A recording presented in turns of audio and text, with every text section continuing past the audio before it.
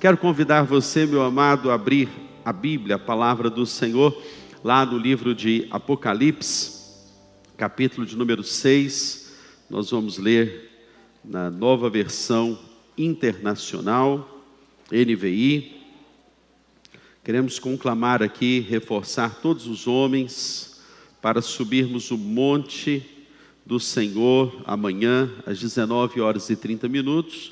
Nos encontraremos aqui na nossa tenda, e será um tempo muito especial, um tempo de buscar intimidade, buscar em proximidade, buscar em comunhão.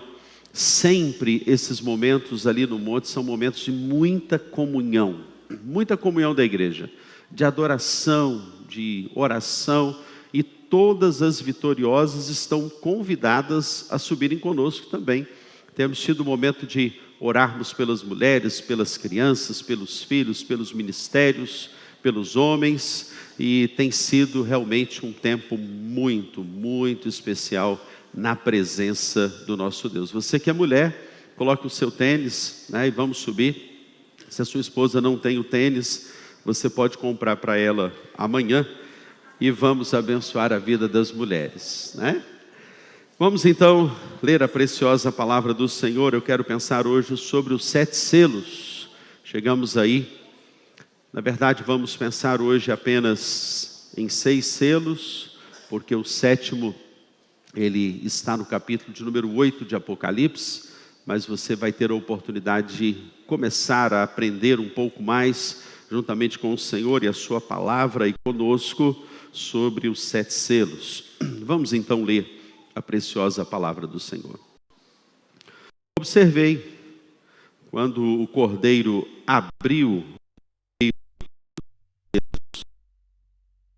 ouvi um dos seres viventes dizer: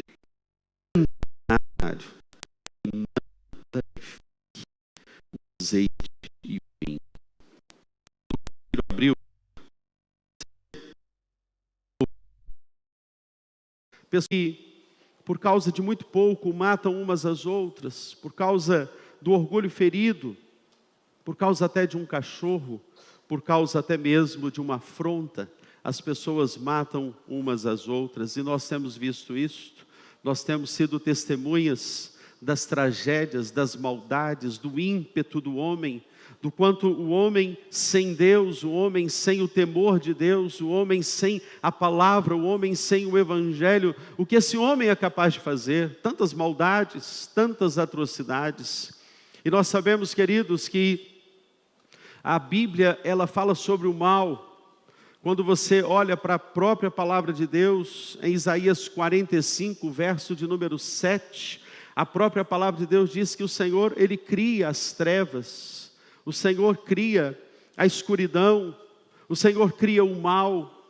E é interessante que por causa do homem, o Senhor então decreta o mal, e a melhor interpretação de Isaías 45, verso 7, é justamente essa: o Senhor decreta o mal. Por quê? Por causa da malignidade, por causa da maldade no coração do homem. Quando você lê o texto, que deve ser um texto apologético, e na verdade nós precisamos muito de apologia, de defesa da fé, para que os nossos filhos, os nossos adolescentes, os nossos jovens, aqueles que estão indo às universidades, e lá o confronto é desleal, porque os argumentos são ferozes contra a criação de Deus, quanto à existência de Deus, quanto à biologia criada pelo próprio Deus, quanto a Gênesis, homem e mulher, macho e fêmea.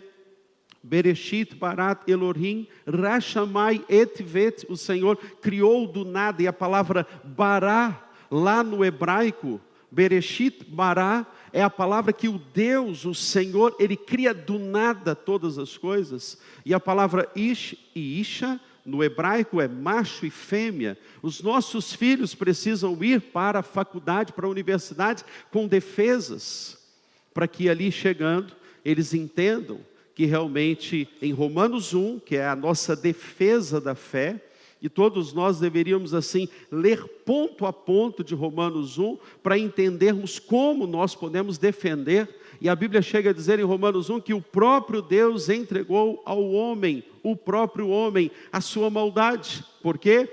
Ele não quis dar ouvidos ao Senhor. Porque esse homem, ele não quis dar ouvidos ao Eterno. E quando nós olhamos, queridos, para Apocalipse capítulo número 6, nós vemos atrocidades, maldades, nós vemos a entrega do Senhor, daquilo que nós já vimos no capítulo 5, a abertura dos selos. Agora, como aquele que vai desenrolando um testamento, um pergaminho, o Senhor vai quebrando cada um dos selos. E à medida que os selos vão se desenrolando, à medida que a história vai se desvendando, desenrolando, nós vamos vendo as cenas do Apocalipse acontecendo. E aqui, de fato, é um prenúncio do que já está acontecendo e do que há de acontecer com toda a criatura, com todos os homens e mulheres. E quando nós olhamos então para este texto, nós temos que voltar ao Gênesis, claro, porque em Gênesis 2:9, o próprio Deus coloca lá no meio do jardim a árvore da ciência do bem e do mal. A primeira vez que a palavra mal, ela aparece nas Escrituras é em Gênesis 2, verso de número 9, quando o próprio Deus, ele coloca lá. Eu sempre defendo esta Imago Dei, a imagem de Deus. Quando a gente pega ali em Gênesis 1:27, Deus criou o homem à sua imagem e à sua semelhança. Eu sempre vou dizer que Deus cria esse homem em um ato de amor, porque Deus coloca ali a árvore do bem e do mal e não força o homem. E diz para o homem assim: olha, você não vai comer, está ali. Mas o homem tem o livre arbítrio para escolher, para decidir. E nisso está o amor. Nisso está a volição. Deus coloca no homem o anseio pela eternidade. O próprio Salomão diz isto. Mas o próprio Deus coloca também no homem a capacidade para escolher. Porque se Deus fosse determinar aqueles que seriam os dele e os que não seriam dele, já seria um ato de não amor. Mas ao homem é conferida a escolha. Quantos estão compreendendo aí?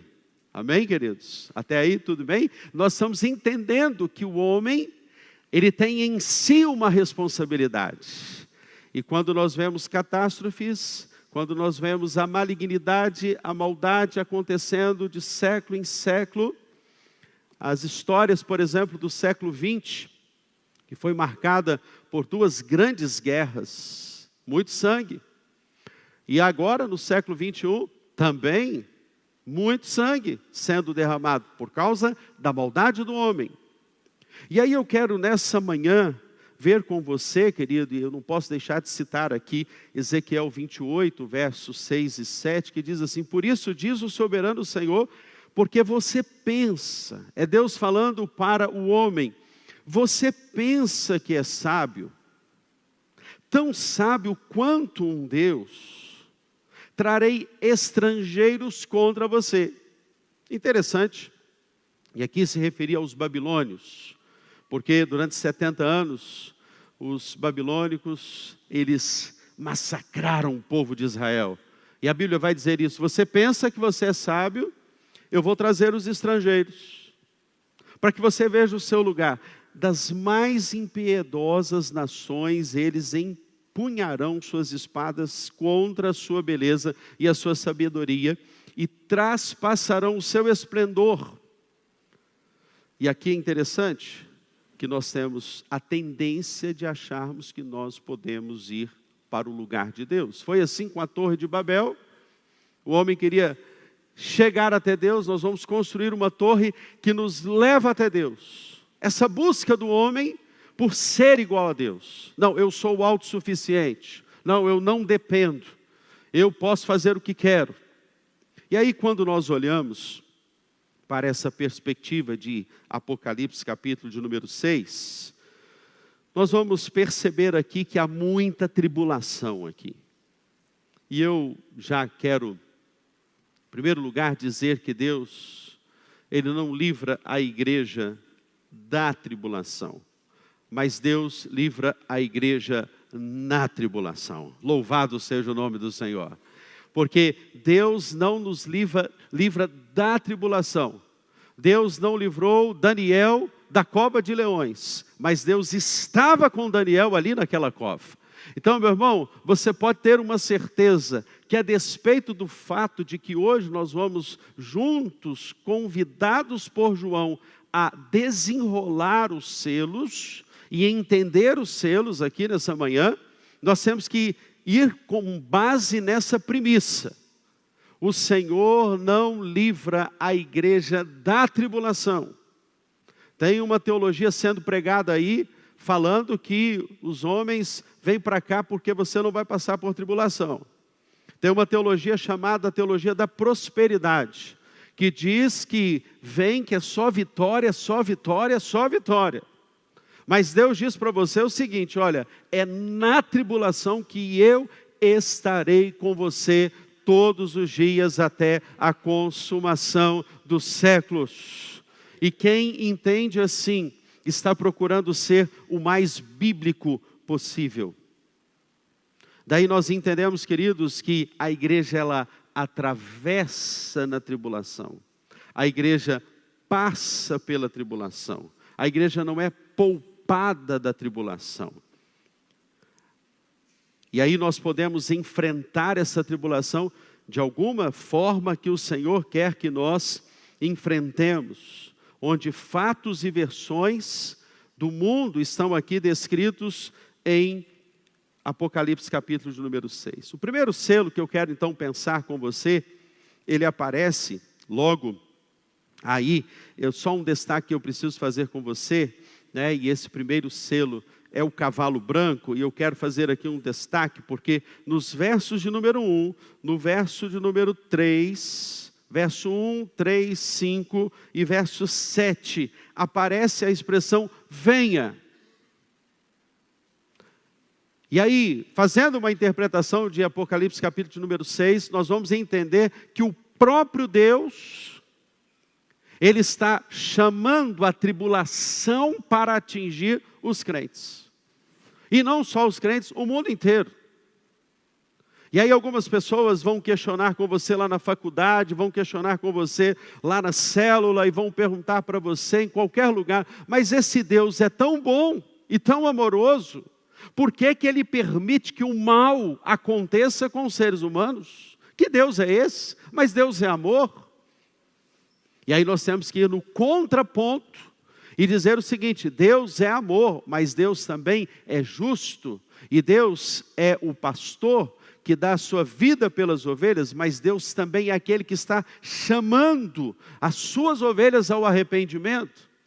E aí, como vai dizer C.S. Lewis, que a tribulação é o megafone de Deus.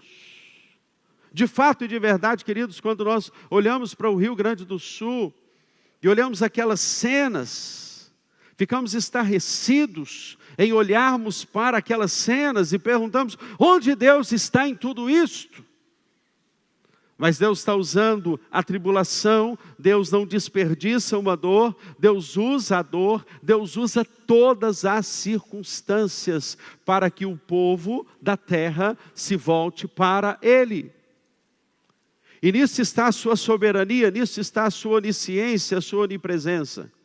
O cavalo branco, aqui é aquele que vem, é o Cordeiro de Deus, é o Senhor da história, e Ele está dizendo, venha, venha a tribulação, mas o cavalo branco, e veja comigo, observei quando o Cordeiro abriu dos 7 selos, então ouvi dos seres viventes dizerem em alta voz, venha, Deus diz, venha, olhei, e diante de mim estava um cavalo branco, seu cavaleiro, e aqui é a pessoa do Cordeiro de Deus, Cristo Jesus, que vem cavalgando sobre as nuvens, como o próprio Apocalipse vai dizer em Apocalipse capítulo de número 14, Apocalipse capítulo de número 19, o próprio cavaleiro, ele vem sobre as nuvens com a sua espada para cavalgar por todos aqueles que foram remidos e lavados pelo sangue do Cordeiro.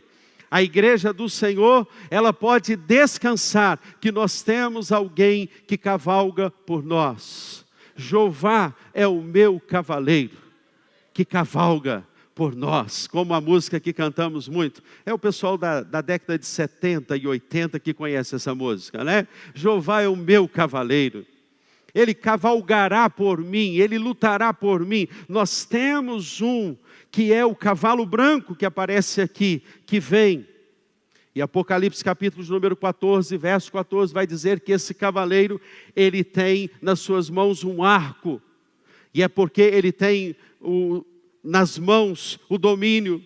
Ele é o Senhor vitorioso. Ele é aquele que aparece com um arco. O Salmo de número 45 também vai se referir como um salmo messiânico, falando desse Deus que tem um arco nas suas mãos, que governa, que está com o seu cetro nas mãos, governando, dirigindo a sua terra, dirigindo o universo, dirigindo a sua igreja. Então eu posso descansar, porque aqui a expressão que diz que foi-lhe dada uma coroa e saiu vencendo, e para vencer, ele é o cavaleiro vitorioso, é o Senhor Jesus. Você pode confiar neste cavaleiro que vem? Aqui são descritos os 4 cavaleiros do Apocalipse. E o primeiro que começa é esse cavaleiro do cavalo branco, que virá onde a sua coxa está escrito, ele é o Senhor, na sua capa está escrito, ele é o Senhor que domina, que governa sobre todas as coisas. Então, queridos, nós podemos nessa manhã termos uma convicção que o cavaleiro do cavalo branco, ele guerreia as nossas guerras. Mas aparece aqui também um segundo selo, que o texto vai nos dizer dos versos 3 ao verso 4. E aqui nós temos o cavalo vermelho. E aí o texto diz, quando o cordeiro quebrou o segundo selo, quebrou o primeiro, ele olhou, ele viu o cavalo branco. Mas ele viu um cavalo vermelho. E qual é a representatividade do cavalo vermelho?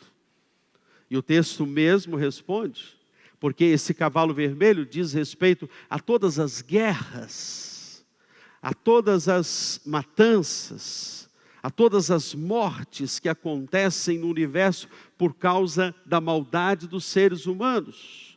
E aí o texto diz, quando o cordeiro abriu o segundo selo, ouvi o segundo ser vivente que dizia, venha. Então saiu outro cavalo, e este era vermelho, o seu cavaleiro recebeu poder para tirar a paz da terra, e fazer que os homens se matassem uns aos outros. E lhe foi dada uma grande espada. Aqui é o derramamento do sangue. É por isso, queridos, que quando nós olhamos para os cristãos do primeiro século, hoje, o que os cristãos de hoje passam, a gente tem dito que a nossa geração é uma geração mimizenta, é uma geração do não me toque, é uma geração que não me trate com indiferença, é uma geração onde as pessoas dizem assim, não me amou, um narcisismo tão presente na nossa geração. As pessoas, elas ficam dodói, elas ficam condoídas, viram vítimas. É a auto-vitimização, a autocomiseração, um cristianismo que só massageia o ego. E que as pessoas, elas saem da igreja, por exemplo, porque alguém não ligou para ela. As pessoas saem da igreja, saem de uma célula porque a célula não atendeu a ela. Meu irmão, eu acho que quem não atendeu foi você, às expectativas dos céus. Você que, por qualquer coisa, deixa uma igreja. Louvado seja o nome do Senhor, porque na PIBJC não acontece isso. Eu estou falando isso, gente, porque essa mensagem vai chegar em qualquer lugar do mundo, louvado seja o nome do Senhor. Tem gente lá da Irlanda assistindo o culto agora, tem gente dos Estados Unidos assistindo o culto agora. Eu tenho certeza disso, porque pessoas me falam isso. Tem gente de Portugal assistindo o culto agora, mas aqui na PIBJC não acontece isso. Você não é mimizento. Fala para o seu irmão assim: você não é mimizento, não. Se era, hoje você vai se converter. Nós estamos falando, queridos, de cristãos, mártires, que deram o seu sangue, que morreram ao fio da espada. Nós estamos falando desse quilate de gente. É de gente com essa têmpera que o Evangelho está precisando. O Evangelho precisa de homens e de mulheres que não tenham, como diz Atos 20, 24, a vida por preciosa, conquanto que se cumpra com alegria a carreira e o ministério que receberam do Senhor Jesus, para dar testemunho do Evangelho da graça de Deus. Interessante que o texto diz que é permitido, o cavalo vermelho vem e representa todos aqueles que ao longo da história foram usados para tirar a paz. O Senhor está no seu alto e sublime trono, está vendo, e o Senhor está permitindo que a paz seja roubada. Mas Ele não é o príncipe da paz? Sim. É justamente para que a humanidade veja que no mundo, na busca pela felicidade, que é a maior busca do ser humano, queridos, a maior busca sua é a busca pela felicidade. Sabe por que você busca Deus? Por causa da felicidade. Sabe por que você busca o dinheiro? Por causa da felicidade. Sabe por que acontecem as guerras? Porque o homem quer a felicidade. O homem está em busca da felicidade. Por isso que as guerras aconteceram. O próprio Deus diz, quando Ele abre esse segundo selo, que haveriam mortes. E esse é o cavaleiro que simboliza o sangue derramado. Os homens, por causa da ganância, enlouqueceram. Por causa do poder, mataram. E o Senhor, no primeiro século, já havia descrito tudo isso. Há um terceiro selo que é aberto e demonstra o cavalo preto. E essa porção aqui, eu busquei uma interpretação com os melhores comentaristas, até mesmo para que você hoje pudesse entender qual é a interpretação mais coerente. Quando nós vamos tecendo sobre cada versículo, nós vamos vendo, então, venha, venha. Ele está dizendo assim, não vai deixar de acontecer, venha. E aí o terceiro, cada ser vivente, que já vimos aqui nos capítulos anteriores, eles vão acompanhando o desenrolar destes selos. E aí o terceiro selo, que representa aqui, quando diz o seu cavaleiro tinha na mão uma balança. Atente para isto.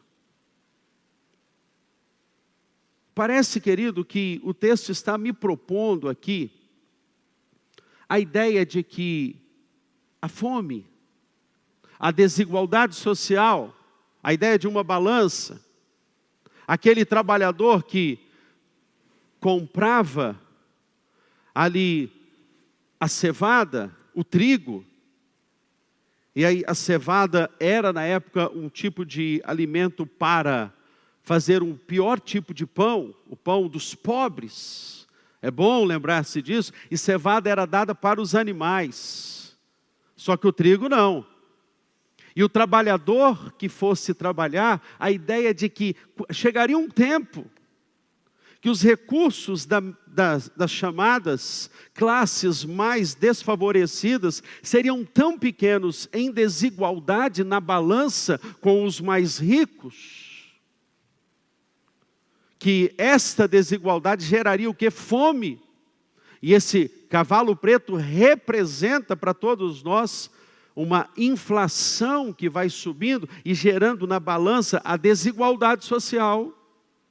O Senhor Jesus viu tudo isso. Quando você com 1 denário, antes conseguia comprar muito, agora você não vai conseguir, diz o texto, que vai conseguir comprar apenas 1 quilo de trigo. 1 quilo de trigo por 1 denário.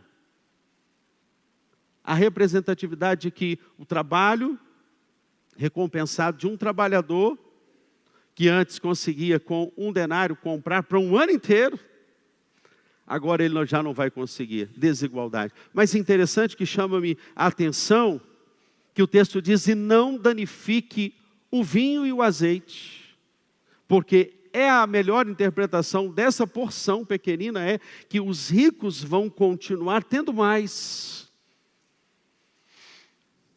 É por isso que o chamado do Evangelho de Cristo Jesus para todos nós é vencermos como igreja e trazermos à tona Atos capítulo de número 2, eles tinham tudo em comum e ninguém passava por necessidade alguma. Partiam o pão, estavam todos os dias nas casas e no templo. Ei, você que não está em uma célula, é bíblico. A Bíblia diz todos os dias nas casas e no templo. É lá na célula que você vai ser curado nas entranhas, meu irmão. Aqui é só o início, é só o começo, é só uma provocação para o seu coração. Mas é quando você se permite quebrar o orgulho e se tornar vulnerável, aberto a ouvir o outro, paciente a ouvir o outro, ser edificado e edificar e contar o seu testemunho e abrir o seu coração e ser discipulado.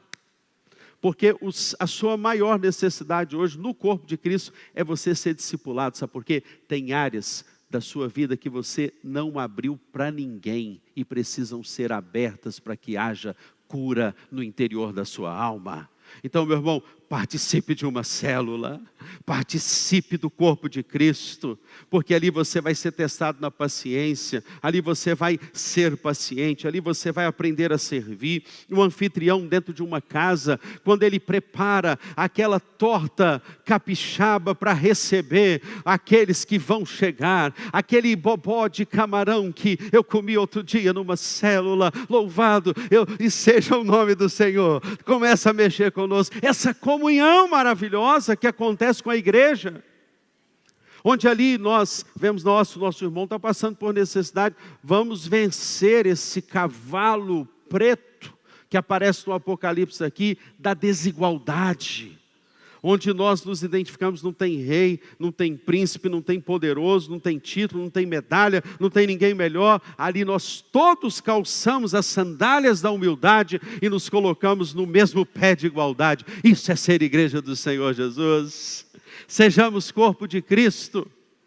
Não conheçamos os nossos irmãos pela nuca. Olha a nuca do seu irmão aí, olha que bonitinho a nuca do seu irmão aí. Olha o cabelinho bem feito no salão, naquela escova depressiva, o pezinho está bem feito do seu irmão. Mas você não pode conhecer o seu irmão pela nuca.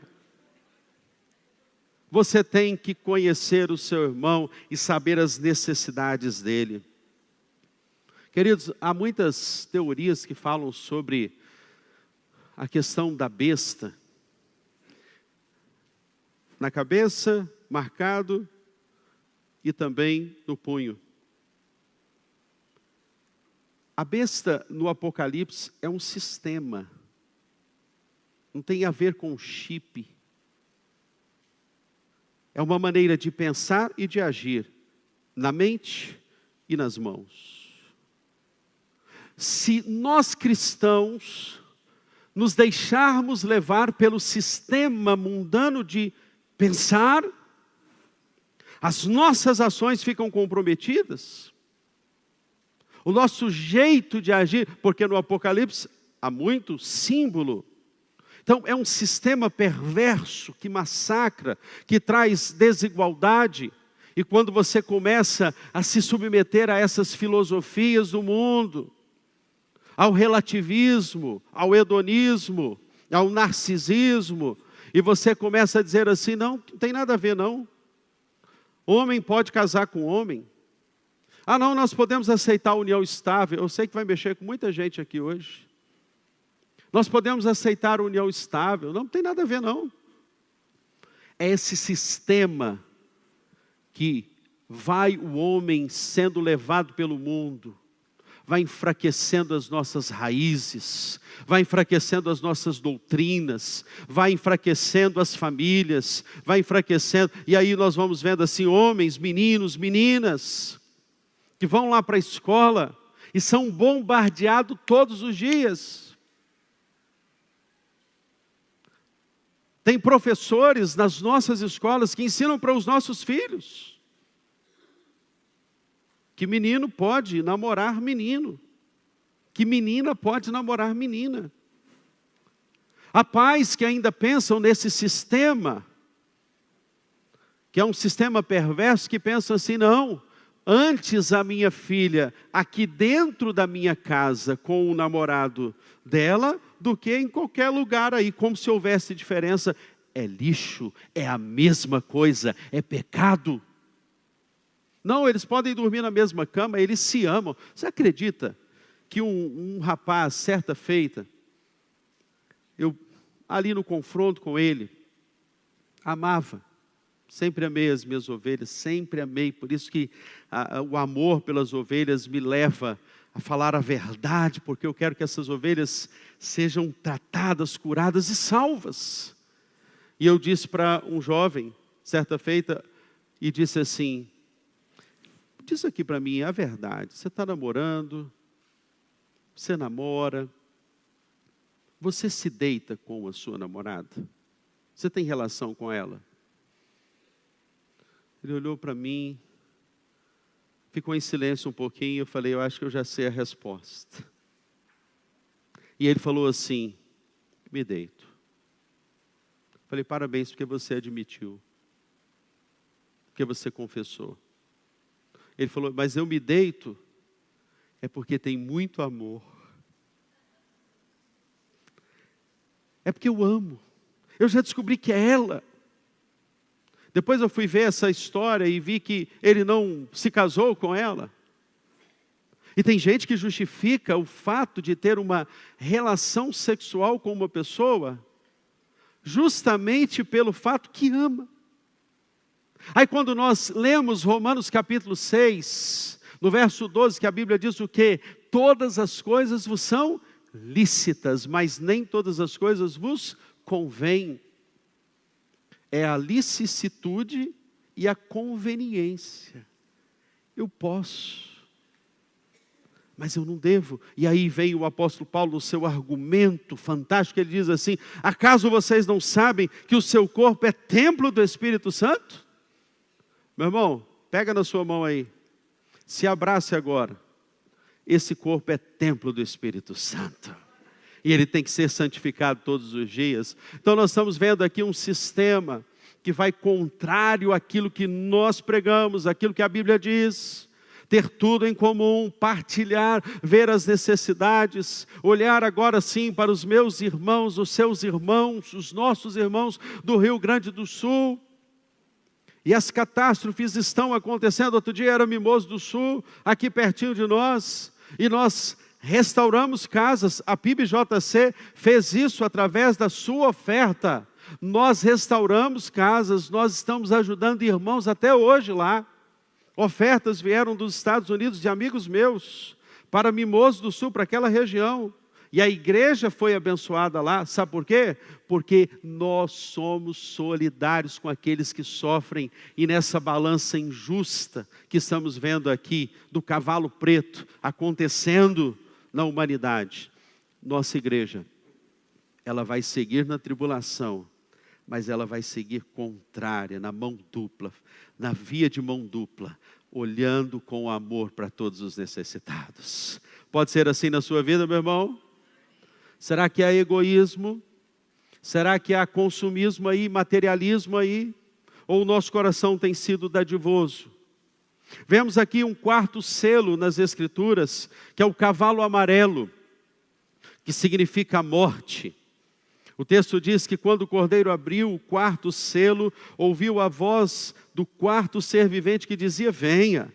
Olhei e diante de mim estava um cavalo amarelo, o seu cavaleiro chamava-se Morte, e o Hades o seguia de perto, e foi-lhe dado poder sobre um quarto. Veja que o texto diz que foi-lhe dado o poder sobre um quarto da terra para matar pela espada. O texto chega a limitar aqui que um quarto da terra pela morte. E aqui a verdadeira tradução não é um cavalo amarelo, mas é sem cor, é pálido. Esse é o verdadeiro significado no Apocalipse. É uma ideia de algo sem cor, pela fome, por pragas, por meio de animais selvagens da terra. O Hades requerendo essas vidas, usando 4 instrumentos aqui: a espada, a fome, as pragas e os animais selvagens, que podem ser traduzidos aqui até pelos homens maus. Realizando, quando você olha as pandemias, as epidemias, esse quarto cavaleiro, esse quarto cavalo amarelo aqui, sem cor, pálido, que significa a morte, ele está presente no nosso mundo. Instrumentos que representam o quanto até os crentes, todos nós, sofremos com a morte daqueles que se vão.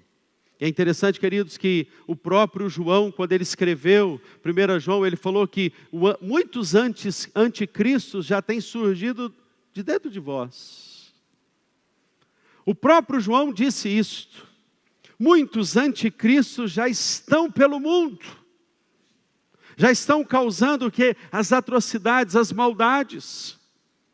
E é por isso que nós estamos vendo aqui que esse quarto, que é o quarto selo que foi aberto, vai desvendando a morte, a atrocidade. Mas há um 5º selo aqui, e parece que agora o Apocalipse, ele muda e fala do cenário do céu. Louvado seja o nome do Senhor, porque quando nós olhamos para a eternidade, olhamos para o Apocalipse, parece que agora ele vai desvendando a ira de Deus, os juízos de Deus, o como o Senhor ele está tratando uma humanidade rebelde a Ele. Mas há uma esperança no Apocalipse também, e eu glorifico o nome do Senhor Jesus por essa verdade do Apocalipse que agora passa a ser apresentada no verso de número 9. Veja comigo, do verso 9 ao 11, diz assim: quando ele abriu o 5º selo, eu vi debaixo do altar as almas daqueles que haviam sido mortos por causa da palavra de Deus e do testemunho que deram. Eles clamavam em alta voz. Aqui tem um ponto na teologia, queridos. Sabe qual é o ponto aqui? Quem morre no Senhor não fica dormindo. Não está ainda no céu. Veja que ele não está ainda ressurreto, porque fala das almas, do corpo. O corpo não está ali. Só vai haver ressurreição quando houver ressurreição dos corpos. E aqui nós precisamos entender que essas pessoas que estão mortas pela palavra, diz o texto, morreram pela palavra. Todos aqueles que já morreram no Senhor Jesus, eles já estão lá. E essas almas que estão lá, mortas, o seu pai, o seu avô, a sua avó, todos que morreram no Senhor, deu uma saudade agora da vovó Abigail e da vovó Júlia, do vovô Cecílio e do vovô Antônio. Todos eles morreram no Senhor Jesus. E o texto está dizendo que essas almas, não os corpos, essas almas estão clamando. E qual é o clamor que surge dessas almas? Eu pergunto ao texto, juntamente com você nessa manhã, o que essas almas estão requerendo, estão esperando? E o texto me responde, o texto diz, eles clamavam em alta voz, verso 10, até quando, ó soberano, santo e verdadeiro, esperarás para julgar os habitantes da terra e vingar o nosso sangue? Quando Jesus disse para o ladrão da cruz, hoje mesmo estarás comigo no paraíso. Quando o Senhor Jesus contou a parábola do rico e de Lázaro, que o próprio rico estava lá no inferno, e ele então dizia, molhe a pontinha do dedo e refresque a minha língua. E Lázaro já estava desfrutando, não do céu, mas de um lugar de descanso. Paulo disse, eu fui ao terceiro céu. Veja, a ideia de que existe o primeiro, firmamento. O segundo, esse lugar de descanso. O terceiro céu, o lugar para onde todos os remidos, ressurretos, com o seu corpo glorificado, como vai dizer 1 Coríntios 15, a palavra de Deus diz que lá o nosso corpo se revestirá da incorruptibilidade.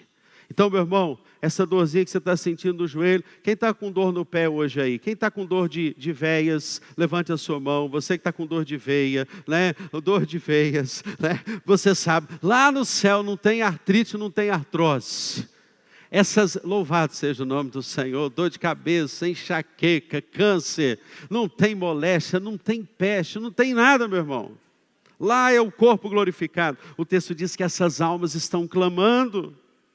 Venha vingar. Então cada um deles recebeu uma veste branca. Sabe o que me chama a atenção? Do verso 10 para o verso 9. Deus não diz nada. Deus não diz nada. Quando as almas começam a clamar, Deus só coloca uma veste branca para todos aqueles que estão clamando, esperando a volta do Senhor Jesus. Sabe o que isso significa para a igreja do Senhor Jesus? A igreja do Senhor tem um alvo principal, que é ser santa, é andar de vestes brancas, louvado seja o nome do Senhor. Sabe qual é o grande objetivo da igreja? É ser tal como Ele é santidade. O Senhor está chamando a sua noiva à santidade. O Senhor não fala nada, o Senhor não responde nada. As almas estão clamando, o Senhor vem e coloca uma veste branca. E como quem diz assim, ei igreja, o que eu quero de você, o que eu estou requerendo de você, é pureza na mente, é pureza nas atitudes, é vida íntegra, é vida reta, é vida temente ao Senhor, é vida que tem asco do pecado, é deixar essa mornidão. Aquilo que o Senhor Jesus disse, eu estou ao ponto de vomitar-te, porque você é morno. Sabe quem está morno? É aquele que acorda todos os dias no automático. Sabe quem está morno? É aquele que passa um dia inteiro sem falar com o Senhor. Sabe quem está morno? Sabe quem está morno? Aquele que se contenta em vir ao templo e não abre a palavra de Deus durante a semana. Sabe quem está morno? O morno é aquele, meu irmão, que vê uma alma se rendendo ao Senhor Jesus e parou de celebrar por aquele que se rende ao Senhor Jesus. Vai acostumando, vai entrando num comodismo espiritual e não celebra mais, não quer mais almas. Deixa eu te dizer uma coisa nessa manhã, Deus tem mais para a sua vida. Pare de se contentar, meu irmão, com o seu estado espiritual, essa frieza espiritual que você está, porque você vai tomando. Por que é o morno? Porque o morno é o seguinte, ele quando tem alguém quente, ele fica quente, mas ele rapidinho, igual o camaleão, ele já muda. Rapidinho ele já fica frio, daqui para ali, basta o ambiente que ele estiver, ele fica daquele jeito. Mas o Senhor Jesus está chamando nessa manhã, é gente que vai colocar as vestes brancas e vai dizer assim, eu não aceito entrar no sistema desse mundo. Eu quero ser diferente mesmo, eu quero poder levar a minha Bíblia para a minha sala de aula, eu vou incomodar. Sabe por quê?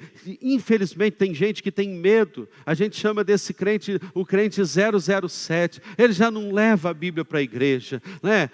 Não se incomode não, ele já só lê a Bíblia no celular. Não se incomode não, eu sei que você está aí com o seu celular. Não é uma mensagem para você direto não, meu irmão. Está sendo mais edificado na palavra aí com o celular? Louvado seja o nome do Senhor. Não entenda uma palavra como uma palavra do pastor brigando com você, chamando a sua atenção não. Mas tem crente 007. Mas quando você leva a Bíblia para o trabalho, você abre a palavra. E na hora do café, deixa eu ler um texto aqui. Ei, na hora do intervalo, deixa eu ler um texto aqui da palavra. Olha que coisa linda. Você ser este que se expõe, não é um crente morno, não fica se contentando com pregação dos outros. Você lê a palavra e Deus vai falar ao seu coração, meu irmão. Quando no quarto secreto você abrir a palavra de Deus, Deus vai falar ao seu coração. Sabe o que eu acho que você deve estar com saudade nessa manhã? Daquele tempo que você no quarto secreto, Deus fala com você, Deus cura o seu coração, você derrama as suas lágrimas ao Senhor e Deus começa a curar nas entranhas do seu ser.